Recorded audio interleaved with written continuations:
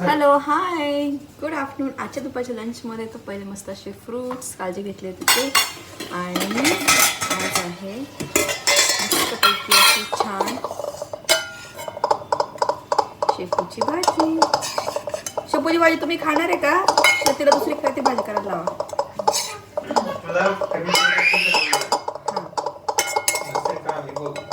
मस्त शेपूची भाजी आहे, छान छान. आणि अरे बेटा ते कुकर लावतं ते आबा. डाळ आहे ती खायची, तुरीची डाळ, मसूर डाळ ते असतं, त्याला बघायचं असतं काय टाकतं ते आबा. आणि असे छान हे टाकले मी ते आता नाही, तू नाही बाबा, तुला फक्त बघायचं. त्याला ते बघायमध्ये फार इंटरेस्ट आहे. हो, मोठा झाल्यावर करायचं त्या गोष्टी. अरे बाळा,